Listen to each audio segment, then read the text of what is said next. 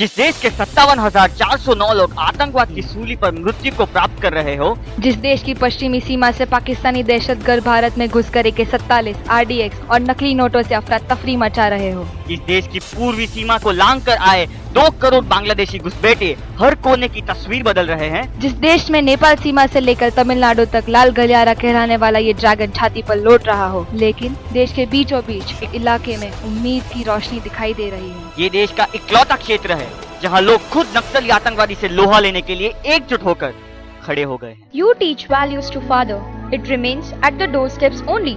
You teach values to mother, it enters the house. In 1976, when the literacy rate of Bastar was just 1%, Saini set up Mata Rukmini Ashram for educating girls. The story of a Gandhian who challenged traditions to rewrite history.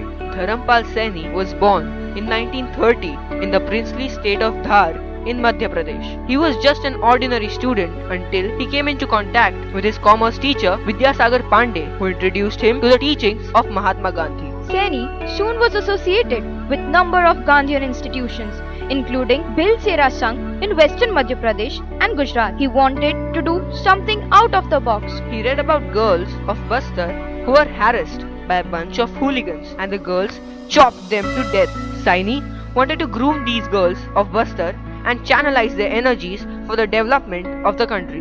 In 1976, part of Madhya Pradesh, Bastar essentially was a jungle with no civilization. The native hardly wore clothes. For the government, it was another Siberia. Saini realized that Bastar could be saved only by educating the girls. His strong will to do something for the nation helped him to defy his own ego, curb his desires, and inculcate selflessness in him. At 46, he set out to Bastar and set his ashram at Dimrapal village, 11 km from Jagdalpur.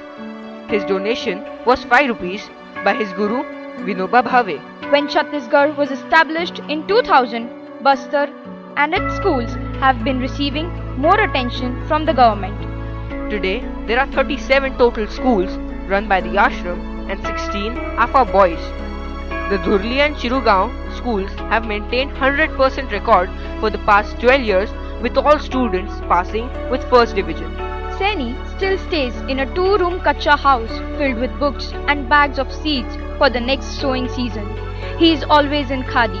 He wakes up at 5 a.m. in the morning, cleans the house and then joins the students for prayers.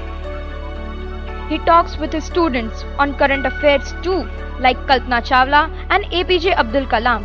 He values sports, for he himself was an athletic champion in his school days.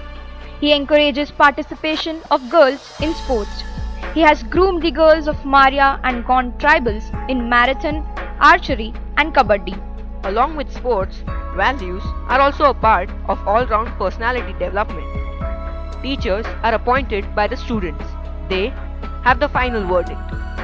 His students are full of discipline and austerity. His hard work was rewarded by government by awarding him the Padma Shri in 1992. Thousands of educated tribal girls from the ashram now form the majority of government and non-government workforce in Bastar. Saini's girls are the foot soldier of change in Bastar, which makes the octogenarian proud.